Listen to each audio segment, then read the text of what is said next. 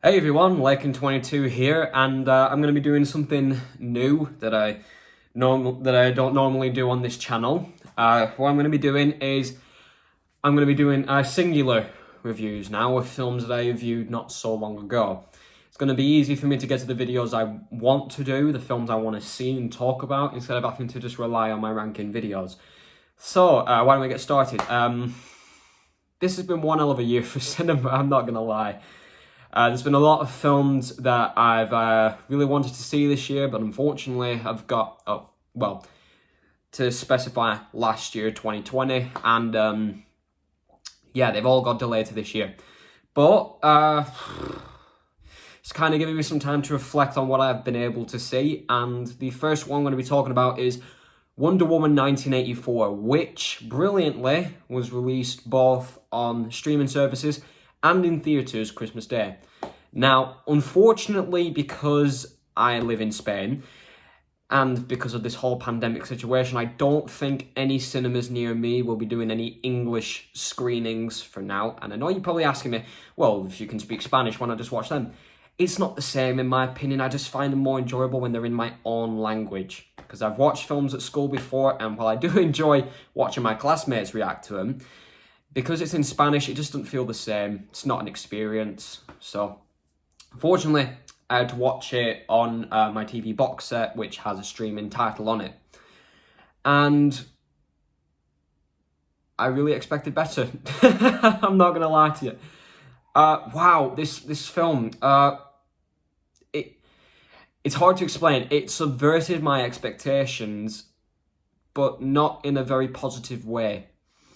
Now, don't get me wrong, this film, I still enjoyed it for what it was. I mean, being not like a harsh movie critic, I do give films more of a chance when I do a screening. And I've sat through some really terrible films in the past. So if one is just passable at best, then I give it more of a chance. And this is probably what I can say for Wonder Woman 1984. It's a passable flick. Well, let me explain. For example, I think the main problem with this film was two things. One, the runtime. Now, normally these films are going to be near to about 2 hours long, or even a bit higher than that, which is not a problem. I mean, we want them to have time with their character development and their storytelling, so if it's going to be like 2 hours 10 minutes, 2 hours 15 minutes, that's not going to be a bad thing. But this film was clocking in at 2.5 hours. Now, that's a bit too long for this film. Normally, I see solo superhero movies only lasting either between an hour and a half or 2 hours and 10 minutes. That is like my normality with superhero solo movies, and the group movies get to about 2.5 hours long because it's a group superhero movie. It's got bigger stakes, bigger battle sequences.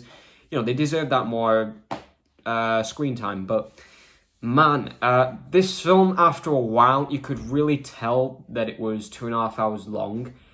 Because a few times I was actually looking at my watch, seeing what time it was. I was thinking, can we just kind of pick up the pace a little bit? We're getting lost here. So yeah, the runtime was a big issue, and my second problem with this film is it does what a lot of sequels tend to do.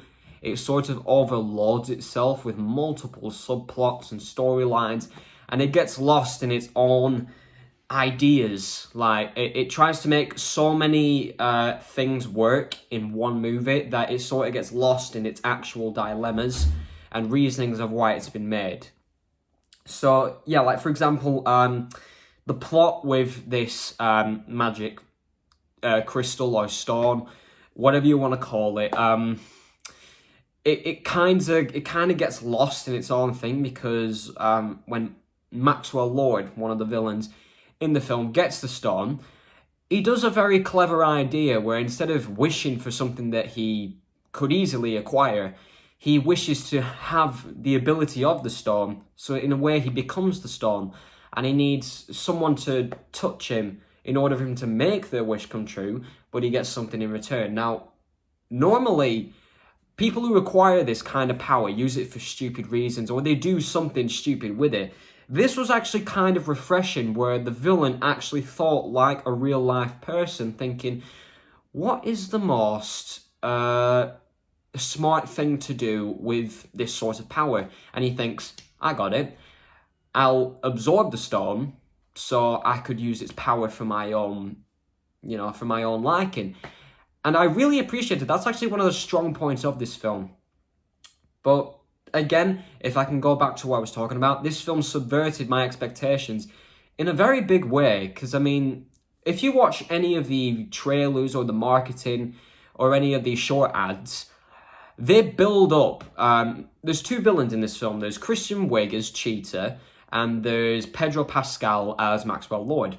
Now, they're building it up like Cheetah is going to be the main villain. She's going to be the one who fights Wonder Woman throughout the entire film.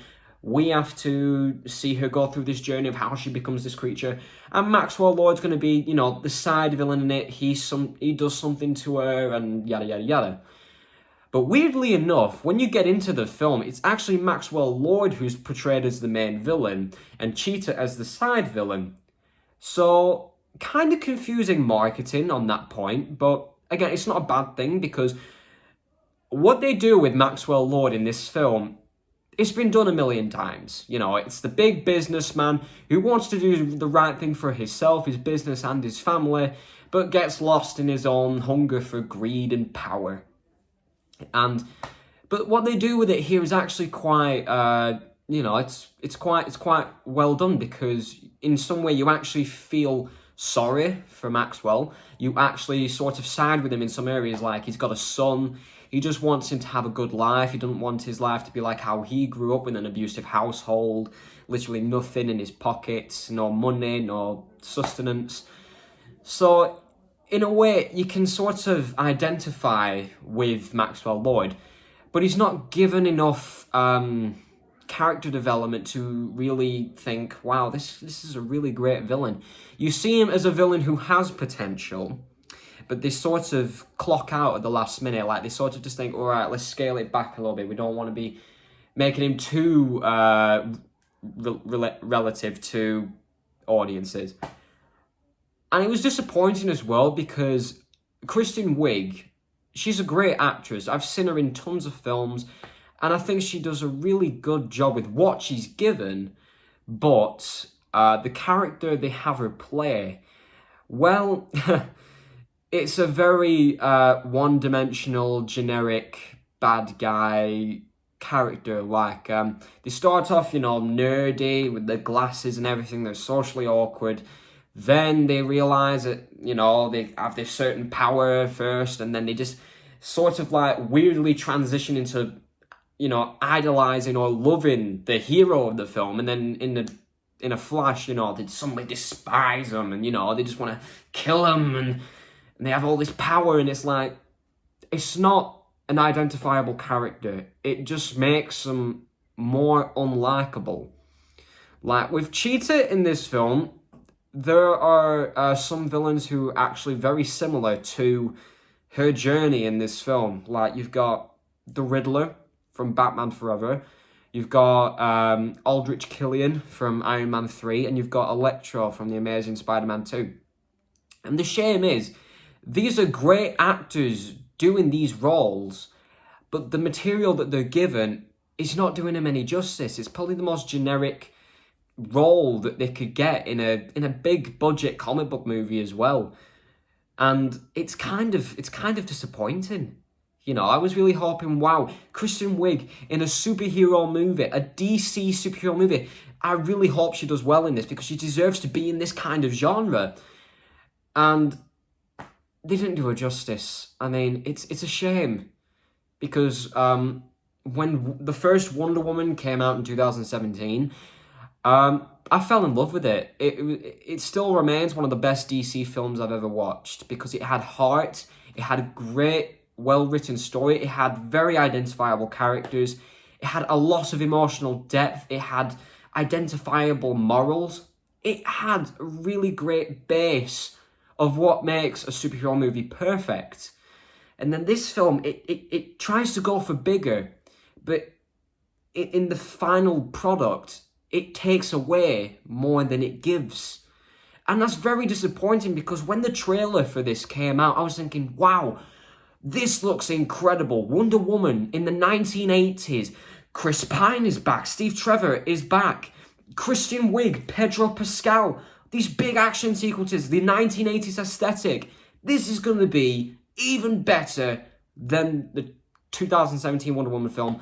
And after I watched it, yeah, I was thoroughly disappointed. I mean, don't get me wrong, there's still a lot of good things in this film. I mean, Wonder Woman and Gal Gadot and Chris Pine do fantastic jobs of the performances as Steve Trevor and Wonder Woman. And normally, what they do with the fish out of water comedy with, Steve Trevor, him really being in World War One, suddenly transported into the 80s. Normally, I hate fish out of water comedy because it gets a bit grating at times and it gets really repetitive. I don't find it particularly funny. The best example I can give is probably 2011's Thor film, because I love that film. It's a good film. But when he's in Earth, when he's stuck on Earth and he's doing the fish out of water comedy, at first it's like a tee-hee kind of funny. But then after a while it gets very grating and I'm like, yeah, all right, I get the point now. He's in an environment that he's not familiar with. They don't need to keep going on with it. But here they actually do it really well, because it isn't like as much in your face as Thor was. Like, they do a very funny montage where he's trying on 80s clothes, which, let's just agree, was a very weird time for fashion. And he goes to a modern art museum and he mistakes a rubbish bin for modern art. Now, they really did get a laugh out of me, because it's kind of funny. It actually was really funny. They portrayed it well. And again, the visuals were brilliant, and it had good action sequences once they got to them. But again, this film's problem was just like an overload of subplots. Like, it's going on about this great warrior of the Amazons from thousands of years ago who wore this gold, goofy-looking armor to help the Amazons, and then Wonder Woman ends up wearing it in the final battle. And I'm looking at this, and I'm supposed to be thinking, yeah, that is really cool. And when I'm looking at it, it's got the giant wings and the bird-like helmet, and I'm thinking, that looks really stupid. And as well, some of the humor as well is not as particularly funny as I wanted it to be. I mean, this film could have been a lot funnier. And it's a shame, really, because Patty Jenkins is a really great director. She did a great job with the first film, and to see her make this was a little bit shocking, if I'm being honest. And again, don't get me wrong, this is still an enjoyable movie, because, again, in the times that we're in, we needed this film. We really needed a film to have this type of heart to it, this type of enjoyment, its escapist qualities. We needed it for 2020. And when I finished watching it, it left a great taste in my mouth.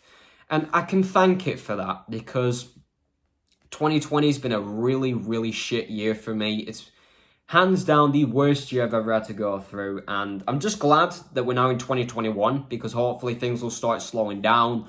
Hopefully this whole COVID situation starts to calm down. Hopefully, I'm not saying it's definite, just I really hope it does. But this film gave me what I wanted. It gave me 2.5 hours of just forgetting what is happening in the world, forgetting all the horror, forgetting all the sadness, the depression of what this year has put me through. And it just gave me 2.5 hours of non-stop fun. So I can thank Wonder Woman 1984 for that. It might not have been as good as its predecessor, and it might not be the best DC film ever made, but I can say without a doubt, it is enjoyable. It has plenty of heart.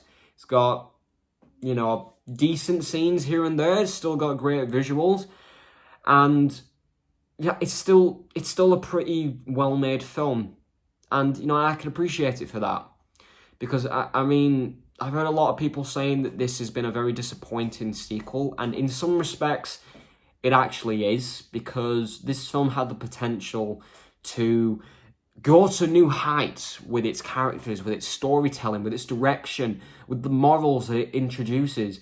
This could have been one of the best comic book movie sequels to date. but what we got was okay. You know, nothing special, but it's a good 2.5 hour movie just to waste your time with. But I don't want to associate this film with that. I want to associate it with, I've just sat through a fantastic movie. Definitely worth the money, definitely worth the time, and I'm glad that I've seen it. And I am glad that I've seen it, but I didn't leave with that sort of triumph for its success that I did with Wonder Woman 2017. So, yeah, disappointing in some aspects, but in the other aspects, it left me, you know, a bit satisfied. So I can thank Wonder Woman 1984 for that. Now, I think that's about it, really. You know, its pros are good. You know, they're quite high pros, but then its cons, it really take it down quite a bit. So, sorry. Anyway, so that was my review of Wonder Woman 1984. I hope you guys enjoyed it. And you're going to be seeing a lot of these more often because, well, let's face it, these are a lot easier to get every single opinion that I have on each individual film out there, instead of people getting bored of sitting through like a 40-minute video of me doing a ranking. So, you know, you'll be seeing these more often. Like, for example, soon I will be doing a MCU ranking, but not in a singular video. What I will be doing is I will be reviewing each film, you know, alone. I'll start with 2008's Iron Man, all the way to Spider-Man Far From Home, but in their own singular reviews. And then when I've got to my point, I will list it in its ranking where I want it to be. So, like, for example, Iron Man, let's say, when I finish it, it'll go, here we go, 14th place. Something like that, do you know what I mean? So, instead of having to sit through, like, maybe an hour-long video of me ranking it, I can just go, say what I want to say about it, and then put it where I want it to be. And then I can move on to the next one. So, thank you very much. I hope you've enjoyed this video. Don't forget to comment down below and subscribe to my channel. I could do with a lot more subscribers because, pathetically, I only have 31 subscribers and not a lot of views for my videos. So, I'd appreciate it if I got a bit more attention. So, see you later.